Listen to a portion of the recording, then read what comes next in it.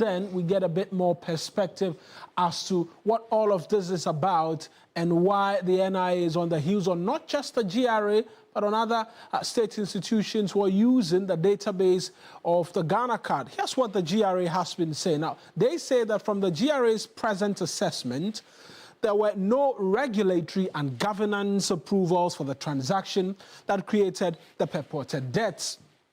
GRA's principles of transparency, compliance, and governance protocols do not permit enforcement of transactions that do not meet regulatory requirements, particularly as demanded by the reset vision of the president and the government. As part of the existing arrangements between the two agencies, NIA was allowed and had set up their desk offices at GRA premises nationwide, where they register individuals and issue them with the national identification cards without paying rent and utilities to the GRA for years.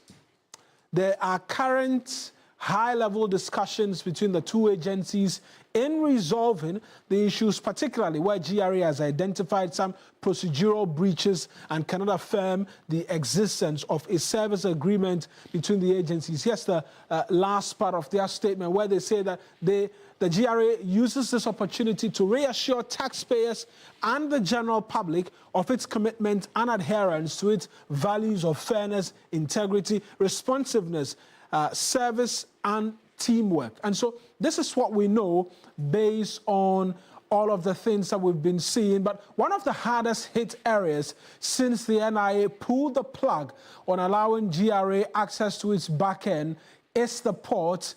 And we're taking you right now to the Ports and Harbours Authority right now, where we're checking really what the impact is, because yesterday as well we saw the boss of the Shippers Authority raising concerns about what could be possible challenges for shippers. George Quainin is at the ports for us, the Tema Port to be specific. Let's connect with him right now for a bit more details. George, explain to us if there is really an impact as we speak on the services of the port authorities. Thank you so much, Brian, for having me. And it's been 48 hours after the disconnection of the platform by NIA as against that of the GRA. And clearly, this very platform is what the GRA uses to authenticate the Ghana card of their customers. And so if you are here to, clear your car, you would have to authenticate your Ghana card, because that was replaced. It was a PIN number earlier, and now they replaced the Ghana card. The Ghana card replaced the PIN number. So that's what is in use. But if the platform has been disconnected, it means that they're going to use ocular verification. But when it comes to the port and you really want to assess the situation, it's like everything is seamless. That very report that was out there that importers are stranded is not the case. Things here are very seamless. I actually spoke to one of the customs officials off camera, and he made me aware that it's very seamless. The only challenge they are facing is related to ICOMs, and that's something that is experienced all the time. Maybe the system is down or power connectivity, and that is what the challenge is, but not in relation to maybe people not being able to authenticate Ghana card. So that is the current situation on the ground here at the Tema Port. And I spoke to the PRO, that's Florence Asante, that's GRA. She says this is not going to be an institutional banter. They're going to do their best to ensure that they resolve this matter amicably. And so there's this extensive conversation that is ongoing. They know the essence of this very platform. Owing more than 370 million cedis is huge money. So they'll do their best to ensure that they get that sorted and then they are restored back to the platform, Marina. And then, George, thank you very much. That's George Quainin, is my colleague at the Tema Port for us. Alfred Appiah is a data scientist and a policy analyst. He's joining us via Zoom right now for a quick conversation, because even as we speak to this present challenge between the GRA and then the NIA as well, it looks like the problem could go well and truly beyond the GRA and affect other government agencies. And so let's pick his thoughts. Alfred, thank you very much for joining us on Zoom this afternoon. First, what's your own understanding of what it is that we're seeing play out, government agencies having to go back and forth all over revenue? Many will say the state best works with themselves. And so why are we seeing all of this play out in the first place? Thank you for having me, and I hope you can hear me well. Loud and clear. Okay, so I think in order for us to understand this, let's put this in context, and understand the whole NIA and the Ghana card and all of that, right? So, just as a reminder for people that the Ghana card is a 15-year public-private partnership between NIA and Margins ID Solutions, which is a private company.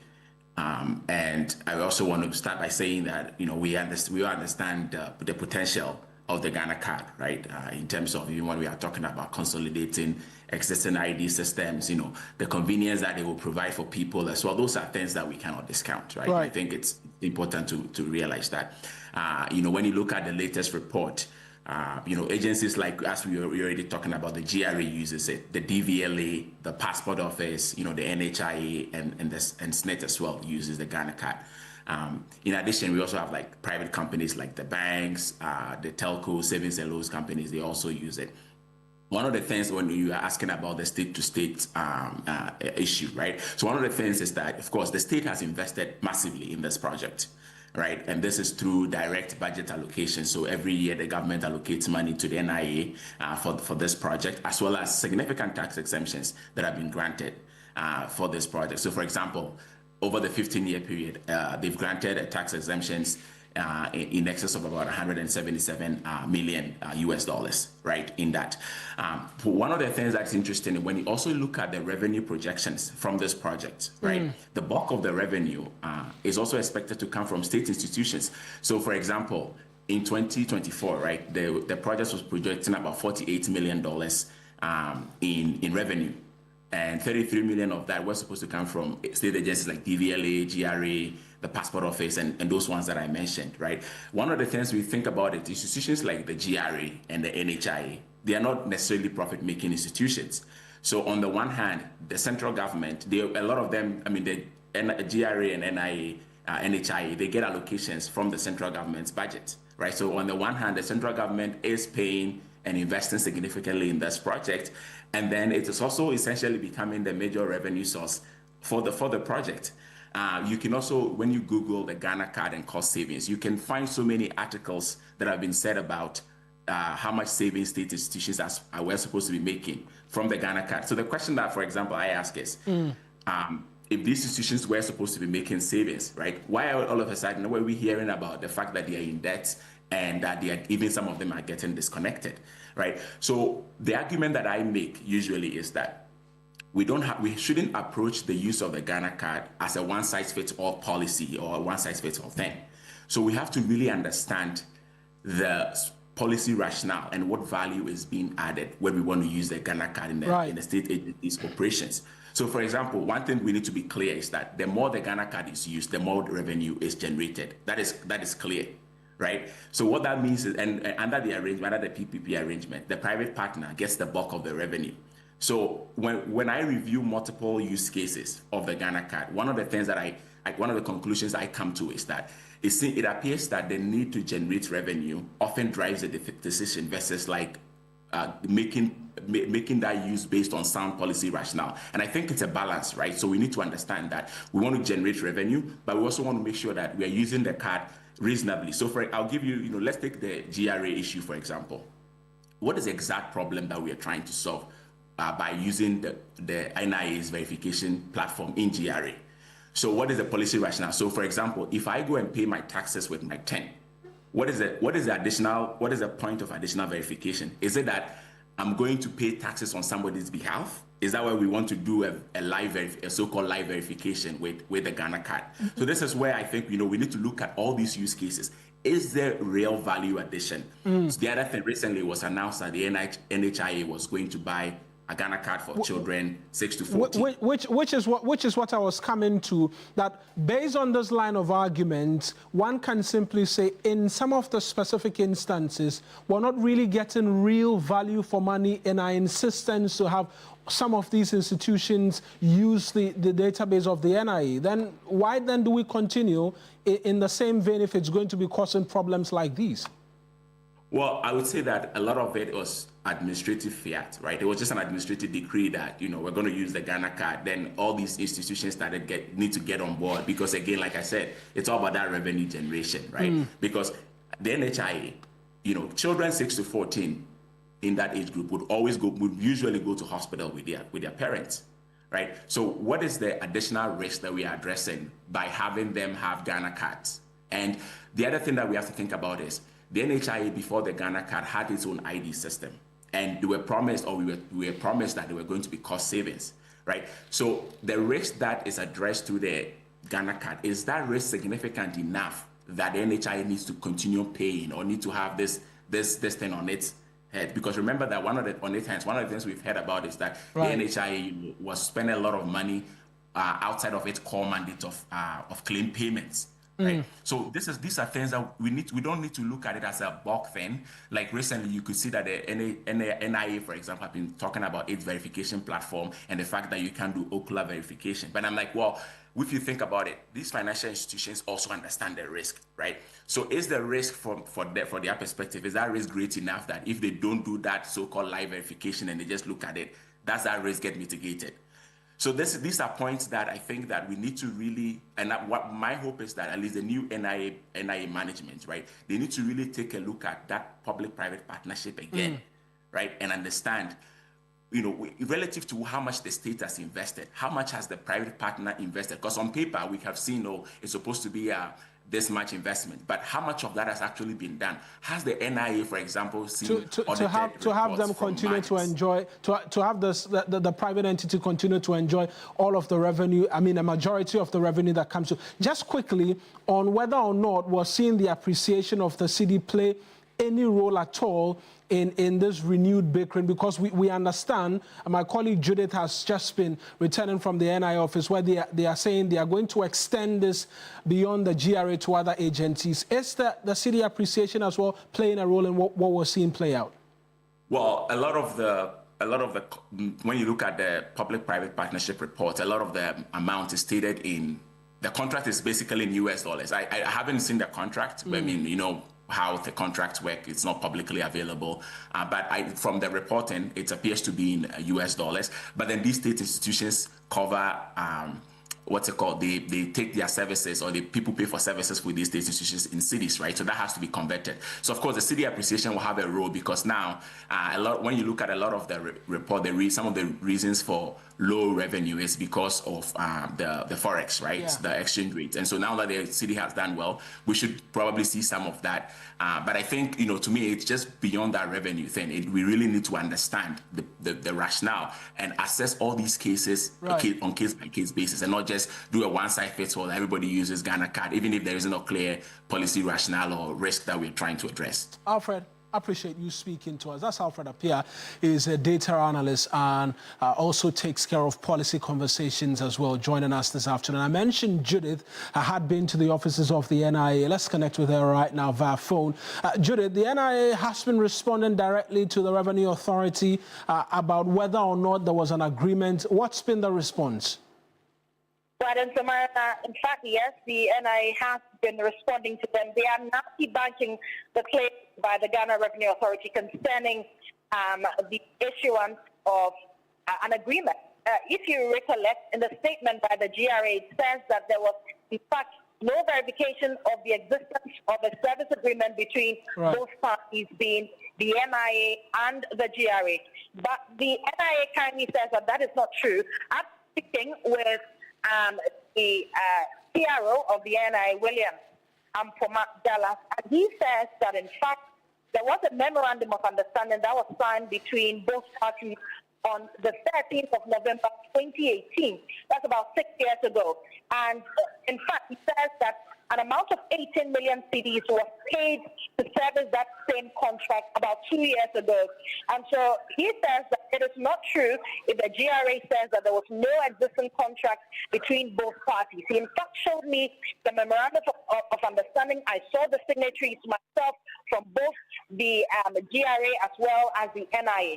And he explains the genesis of the issue. He says that in fact, just as they've written to other agencies, state agencies, they have also written to the GRA, and they've written not less than 5 times to the GRA, but they have not responded. In fact, he says that Their last notice to the GRA was on the 29th of July, and still, despite the threat to disconnect them from the system, the GRA failed to respond, as against other agencies that at least wrote letters back to them in response, detailing a payment plan for them. And so I'm going to give you some of the other agencies as well, but kindly, they said that the decision to withdraw the GRA from the service or the platform was not taken arbitrarily. According to the NIA, they said they engaged a parliamentary committee, select committee on public interest communications, as well as SIGA, and SIGA response, and so they had no choice but to disconnect the GRA. But they are confirming kindly that there was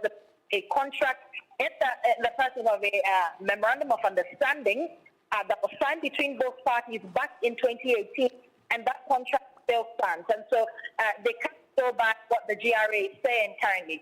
And so there are other institutions, including the Passport Office, which they say owes over $20 million, the NHIA, which owes over $58 million, and then there's the DVLA as well as NET shows some commitment and willingness to issue a check to defray their costs. And so they didn't give the cost for them. But we are saying that by the end of August, if the Passport Office and the NHIA are unable to defray their costs or give a proper payment plan, they will also be taking off. So that's a threat coming from the NIA towards these two offices. But for now, they're hoping that the GRA will be able to still defray its costs, despite the fact that they've been taking off the system. Right then. Right, that's my colleague Judith Brown with details as well from the NIA, and so that's the latest on the subject matter. We'll have the full details if you stay with us a lot later here on TV3, but we're switching focus because government and its spokespersons are running on a tight rope in the effort to justify the 128 cedis increase in farm prices for a bag of cocoa. With the dust yet to settle, further announcements by the finance minister of a cocoa scholarship, among other new initiatives by Cocoa Board, is prompting fresh concerns over the government's own efforts to return Cocoa Board to financial viability.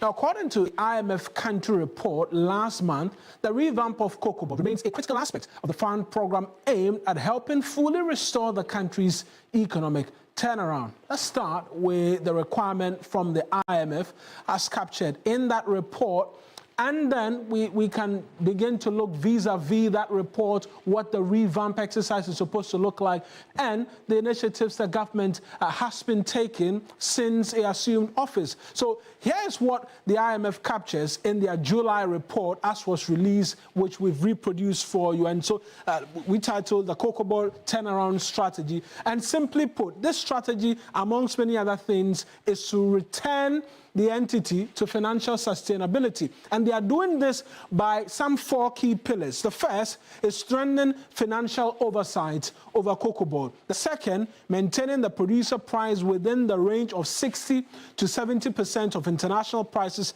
to cover Cocoa Board's financial and operational costs. It does appear the government is seeking to meet this as it followed through the announcement of FOB prices, amongst many other things. But here's where it gets interesting.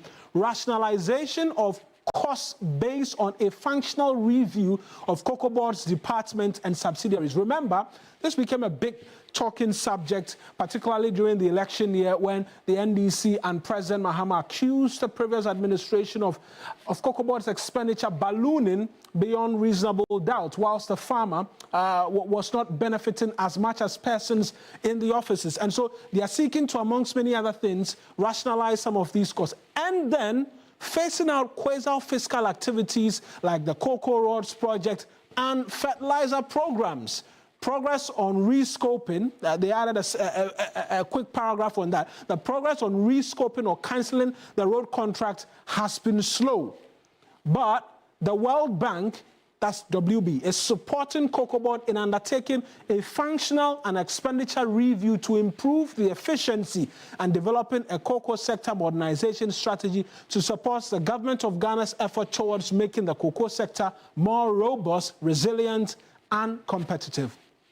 What's been the strategy since the Mahama administration took over? We've seen a number of initiatives. The first is the Tertiary Education Scholarship scheme for children of cocoa farmers. And they say that starting from the 2025-2026 season, Cocoa Board would develop modalities and implement the Cocoa Tertiary Scholarship Scheme for children of cocoa farmers. Remember, there was one for senior high schools that came up for serious conversations, but a new one, a completely new one, is being introduced for tertiary education. Then there are a set of other strategies to be rolled out because, remember again, production levels are falling and there's a need to revamp some of these production levels. But here's what the other measures that the current administration is seeking to roll out as announced by the finance minister. The first, free cocoa fertilizer, both liquid and granular. But we know that the World Bank is, amongst many other things, and as captured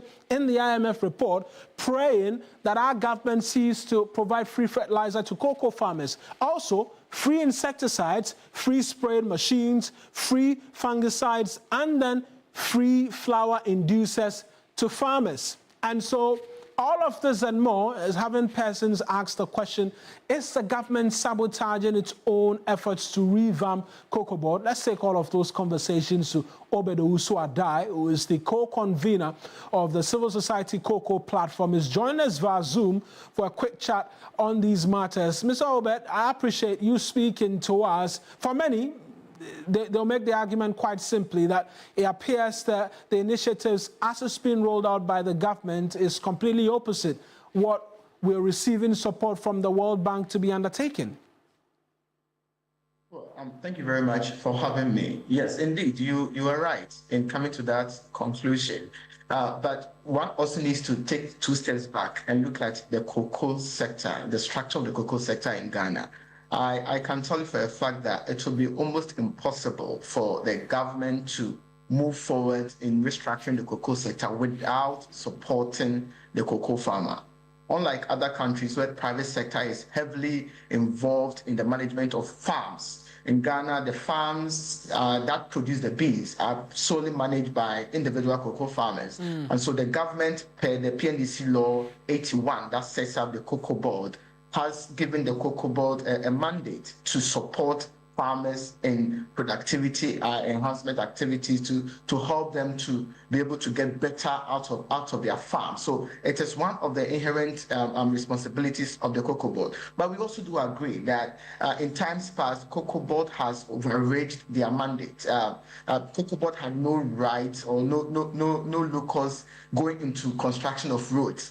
There have been instances that Cocoa Board has ventured into oil exploration and other things. These are, I think, some of the things that the IMF and the World Bank are pointing us to and saying that we should come back to the main focus and mandate of Cocoa Board, which is to support cocoa farmers. So we can look at it in 2 folds. There are some activities Cocoa Board does which are outside their mandate, but in supporting the farmers with inputs, it is still part of the mandate of Cocoa Board. In any event, they do take about 30% of the world market price from farmers, and they argue that they invest those funds in supporting the farmers to improve productivity. So I would say that they cannot run away from that responsibility. And one will ask, the scholarship for tertiary education as well, will that come directly under their mandate? Because if my memory serves me correctly, we had one for senior high schools. There was a huge conversation about the fact that the farmers' children were not direct beneficiaries,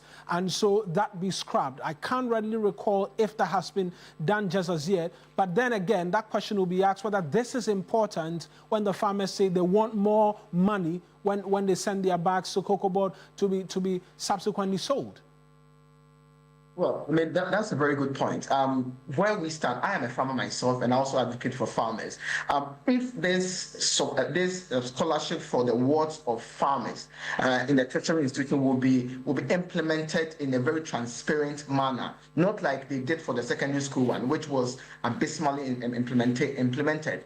If they will manage it well, then we think it will go a very long way to help the wards of cocoa farmers to move beyond the free SHS. So when they finish secondary school, where do they go? Most farmers are poor. They cannot take their wards to the university. So this will present an opportunity for us to get one day the child of a cocoa farmer being probably the president of the land. So that we welcome it. But our concerns, just as you have rightly raised, is how will it be managed?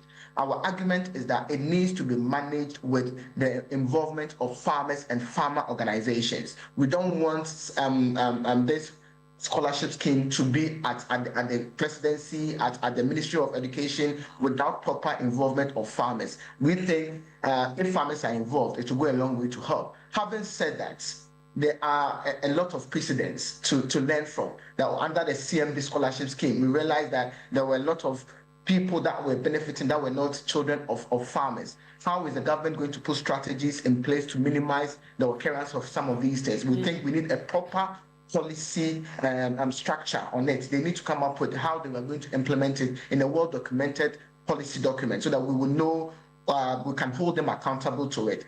Again, we think that at the university level, the cost is higher. And so if government is going to take money from our sweat, I mean, ultimately the thing that we sell is we are producing it. If we are going to take money, there needs to be transparency. There needs to be that due process in selecting. And thank God we have the cocoa management system. Right. All cocoa farmers have their biodata. They have like identifiable characteristics with the cocoa board, which cocoa board can use to identify all cocoa farmers. We are saying that there are a lot of information with them that they can use to implement this educational scholarship more effectively, unlike they did with the CMU scholarship or the secondary school scholarship. Mr. Uswada, just finally on the revamp of Cocoa Board, we're seeing support from the World Bank, which the IMF has acknowledged. Should we be expecting a bit more from the World Bank? Yes, they are giving the money, but there's that argument always that they continue to give money to our government, and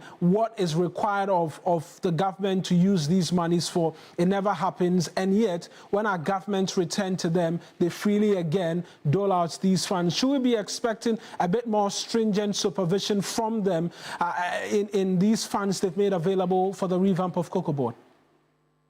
Well, one of the key points in this strategy is oversight. We think oversight is very, very important. Who ensures that Cocoa Board is utilizing these funds effectively? We were in Ghana when Cocoa Board went for $600 million loan from AFDB to resuscitate some of those farms that were going bad, or farms that had become moribund, as we say it in cocoa terms. And we saw that most of the farms that they attempted to resuscitate or rehabilitate was never done. So yes, it is important, it is good that we get monies into the cocoa sector, but it is equally very, very important that we monitor and we have a certain strong oversight to know what those funds are being used for. Right. For example, right now, if you go to the Cocoa Board, and the document that I refer to, it points out this issue that Cocoa Board is overstaffed. There are over 10,000 staff at Cocoa Board. And I have been to Cocoa Board several times. I mean, let me say Cocoa Board is not just the head office. Around the country, there are different offices around the country. And the district offices.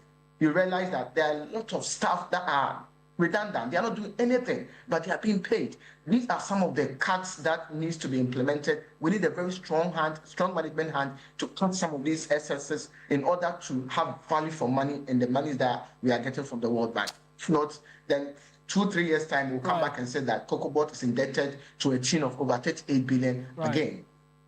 Mr. Obedo, we'll leave the conversation here. I'm sure there'll be a lot more time for us to continue a lot later. I appreciate you speaking to us. But we're staying on the finance minister because he has underscored that the persistent losses recorded by Produce Buying Company Limited, PBC, are largely self-inflicted, stemming from entrenched corruption. Inaugurating the new PBC governing board, Dr. Forson urged members to eschew corrupt practices and ensure that resources meant for farmers are protected and used prudently. A state-owned major cocoa buying company in Ghana has in recent years suffered significant financial losses and a sharp decline in its market share. The company has also struggled to pay the salaries of its workers. The new governing board has been given a clear and crucial mandate to realign the company's operations toward profitability. While swearing in the 11-member board, Dr. Cassiel Atoforsi emphasized that corruption remains the main obstacle to PBC's revival. We know the state of the PBC today could have been avoided, but we are where we are because of poor management and obviously corruption. As new managers, remember to account for every single penny that belongs to the state. He revealed that the company will be recapitalized by the Social Security and National Insurance Trust, SNIT, but cautioned the board to safeguard farmers' investments through prudent management. I'll do everything possible within my means as minister to encourage Cocoa Board in particular to assist you by way of giving you a seed fund to be able to buy the cocoa. But you have to be truthful to Cocoa Board. I'm talking to some of the co-shareholders, including SNIT, for us to see how we can capitalize PBC. But if we are to capitalize you, remember, it's somebody's pension money. If SNIT is to give my pension money to you to trade with, I don't expect you to joke with my pension money. Nana Mesu Edu is the board chair of PBC Limited. We, as team, work together diligently, go extra mile, and put the interests of the nation first. Meanwhile, the recently announced cocoa producer price of 3,228 cedis per bag by the Finance Ministry has sparked dissatisfaction among some stakeholders. However, Managing Director of PBC Limited, Sedu Yonye, insists the price reflects current market realities and that farmers stand to benefit under the new regime. Expectations depend, they vary. Yes, you can want 1 million cedis, but what is in the pocket is what will determine the threshold of giving out. When you look at the international commodity market, you see the price of cocoa, then you come to appreciate what government is offering farmers. But from where I stand, government is giving more to farmers than any other thing. The challenge before the new PBC board is monumental to reverse years of financial decline, rebuild trust among farmers, and restore the company's market dominance. For Ghana's cocoa farmers, the stakes could be higher. Stanley Nibleu, TV3 News, Accra. And on that cocoa note, we take our very first break here on News Central. When we return, some interesting development happening across the country. We have that for you. Stay with us.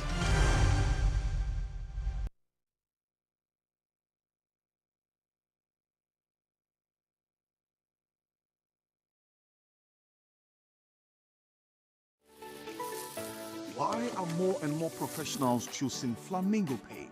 As an interior decorator, I aim for that beautiful, elegant look. Flamingo paint has great hiding ability.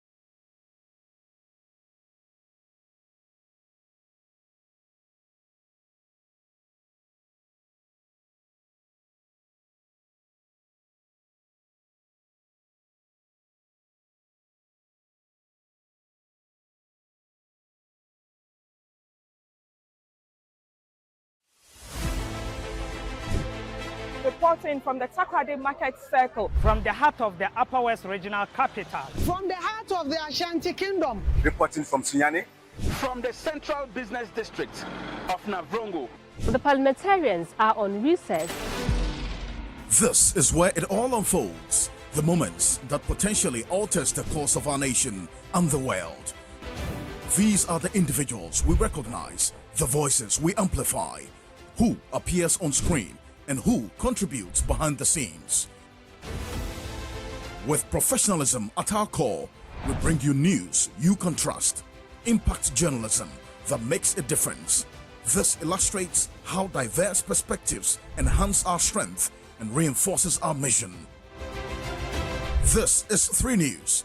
Leaders in breaking news, exclusive interviews, Facts and analysis on TV, radio, online, and digital. 3 News, first in news.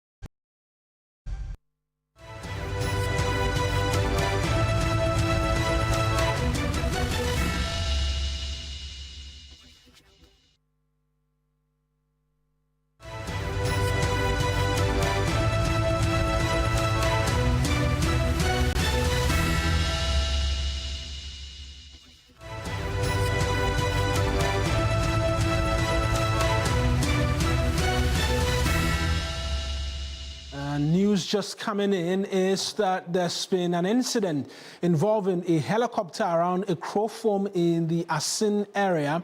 The chopper, operated by the Ghana Air Force, was carrying various officials to an event. Rescue efforts, we understand, are underway.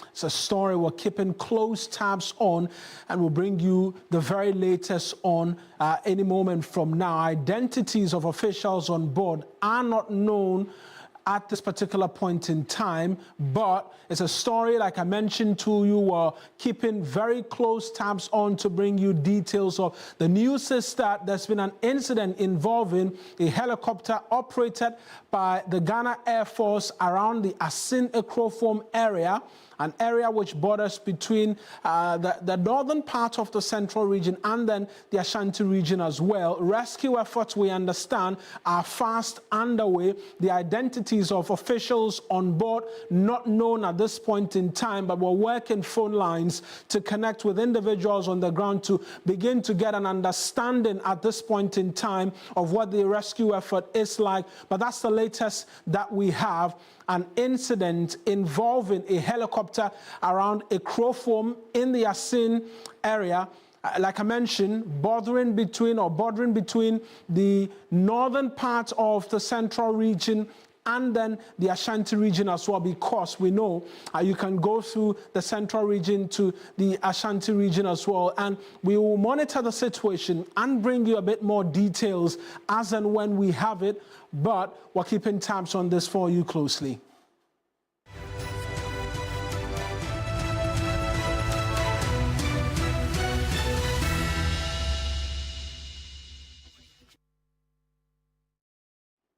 And well, switching focus right now, and it's a growing concern that is beginning to shake public confidence in the vehicle import and sales industry in the country. Vehicles believed to have been stolen from countries like the United States and Canada have been impounded or retrieved by security agencies in the last few days and weeks, raising urgent questions for many Ghanaians. For instance, how can you tell if the car you're buying is clean, or if you're unknowingly driving someone else's stolen property?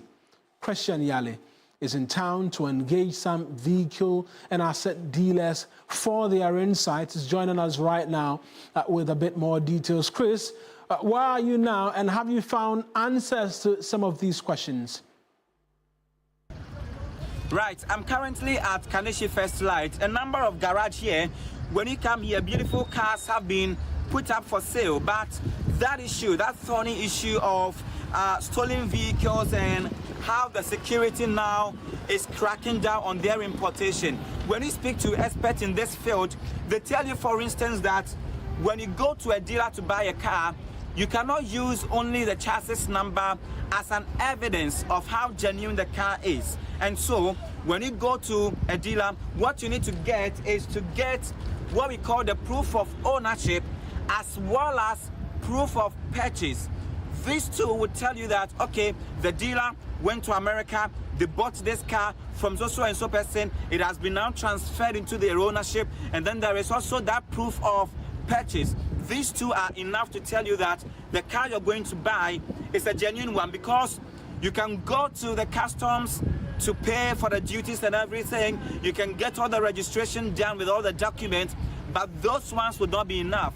Maybe a year later, 2 years, or even before this period, the security can come after you and impound your vehicle. We can take a listen to Clifford Ansu, who is a former secretary of the Vehicle and Asset Dealers Association. When you look at this, now when you come here, this is the chassis number. With the chassis number, when you tap, like when you even Google, with this particular chassis number, the history of the vehicle will come up or will pop up. And when it comes out, with that alone, you cannot conclusively say that the car was genuinely bought or not. Fine, but when you buy a car from America or Canada, you have a document called title. That title also tells you the history of the car, including this chassis number that you are seeing here, right? Good. But that title also alone cannot determine whether the car was genuine or was not genuine from the source.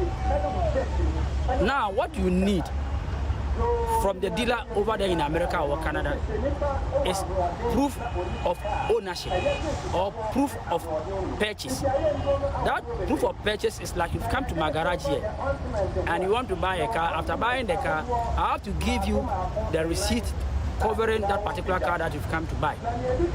So when I give it to you and you take it to any other place, or in case there's a dispute with that particular car and they say, okay, where is the proof of that purchase? And you come to me and I issue another one to you just because of litigation that has come around it. And you go and show to any other authority, you can be proving that the car was genuinely bought from my garage or from my my showroom in America or Canada. So these are the documents that sometimes when you buy a car from America or Canada, you need them. Good. But in other cases also, there are people who have bought their cars very genuinely, but they fail to demand this document that I'm talking about. That is the proof of ownership. Yes. It's like when we come to Ghana here, somebody can even buy a land. The person will start building. They will not go and register. But it does not mean that the land does not belong to the person. There are people who come here to buy cars and even other places here in Ghana too. When they buy the cars, especially the registered ones in Ghana here, their documents, they even fail to take them. So in case they get an accident somewhere or they get issues somewhere, that's the time that they will come to that, oh, master, when I even bought a car from you, I did not take my documents. I'm coming to take my documents. So if you, the dealer who sold the car to the person also, they did not keep the documents very well for the person, there's going to be a problem, right? So these are some of the things that all of us, should all the time take into consideration. We know the issue of Shatawale is one of the many instances now. How widespread is this as well? It is widespread. You would recall in 2024, I think that was in November, the Wanderlust Ghana team who were embarking on a road journey, some 300,000 kilometer journey from Accra across the world, had 2 of their vehicles impounded in Congo. Now, when you listen to them, they tell you that they had used those 2 cars for about 5 years. Just understand it, for about 5 years, and they were impounded because the suspicion was that those 2 cars were stolen from Canada. That affected their trip. And even just 2 days ago, we had the CID also tell us that they have retrieved about 43 of stolen vehicles, some from the United States, others from Canada and other places. So it just tells you that one cannot be too careful. These days, it becomes very complex to even identify the kind of car you're going to buy, whether it is genuine or it is not. But Clifford and Sue answers the question many are asking: would I get my money back or not? He says it is not possible for one to get or retrieve their cash back. We can take a listen to him. Back after it has been taken away from me. You see, it's very unfortunate development. It happens like that. That if you come to buy a vehicle from me, and the security agencies also confront you and take the car away from you, that the car is a stolen vehicle from a source or the original country, whether in America or Canada. Getting your money back from me may be very, very, very difficult something, because I also went and bought the car from somewhere and my money had been taken. So you also have come to buy it from me, and your money also have been taken by me. So the security agencies who are taking the vehicle away, if it happens like that, it will come between you and I to sit down and see if you can. And that's Christian Yale in that interaction with the Vehicle Asset Dealers Association of Ghana. Will take us on to Regional Hub.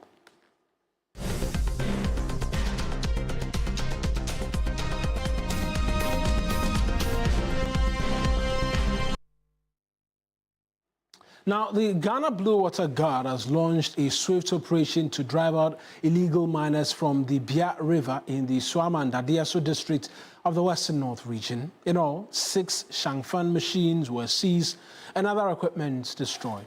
A report by Emmanuel Soa. The operation follows a tip-off received by the District Chief Executive of Suaman, Vasco Obo, that illegal miners were using Shangfang machines to pollute the Bia River. He swiftly organized a task force made up of the Blue Water Guards and police personnel in Dadieso. Although the illegal miners managed to flee, the team was able to seize 6 Shangfang machines and set ablaze several mining equipment. The DCE, Vasco Obo, who expressed disappointment over the continuous destruction of water bodies by the illegal miners, lamented that despite relentless efforts to drive them away, they continue to cause havoc. Since I became DCE, I started fighting illegal miners, especially those who are mining on river bodies and then forest areas or zones. And I must admit that there were some kind of results achieved. But then,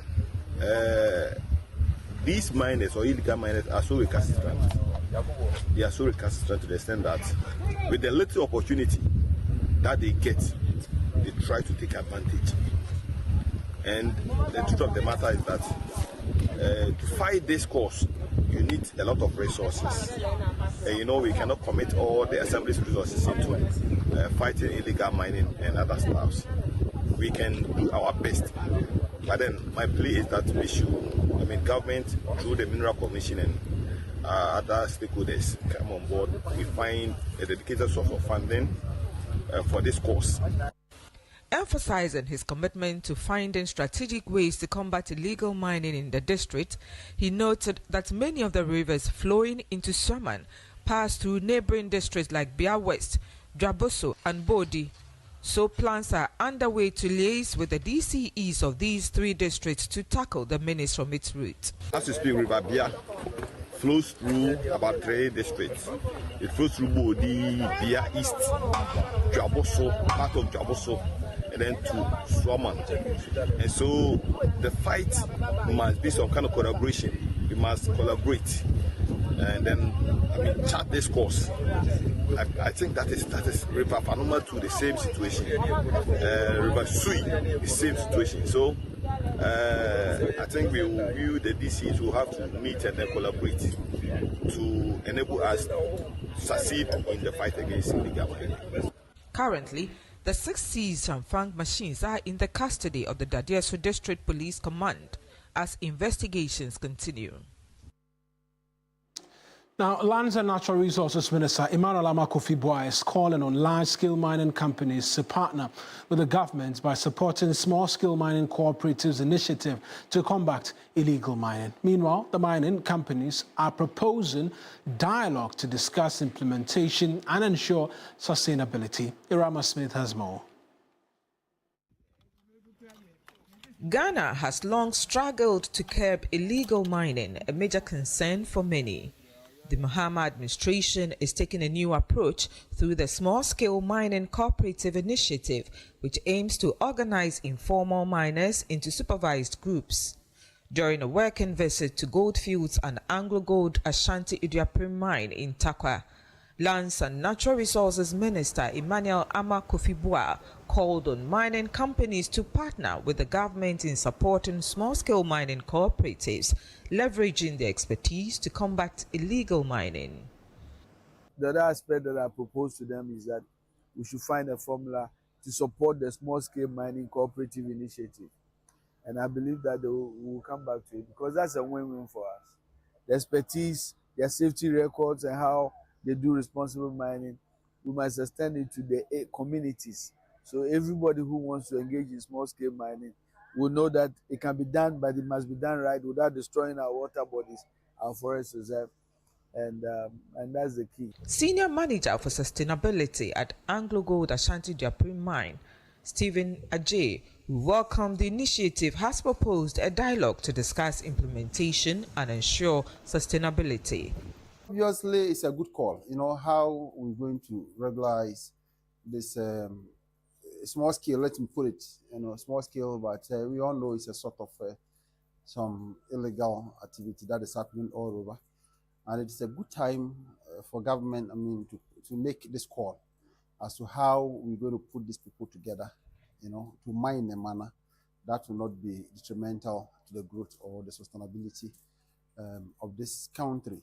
So for me, it's a good call. However, I was just having that chat with him. How are we going to do it such a way that it will not end up becoming something else that will create more complications than even what we have witnessed?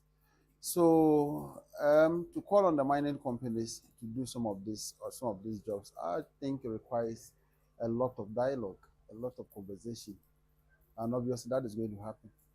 When they come together, when we all come together as one people, go through the program rigorously, check the pros and cons and everything, then we can put some good measures in place to make it work. It's a call from the government and we need to all support it.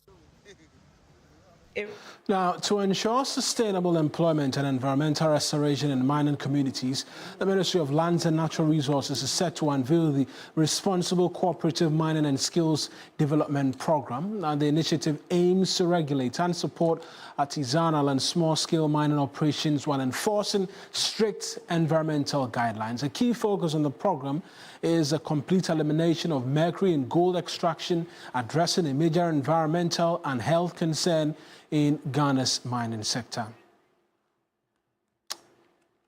That's it for Regional Hub.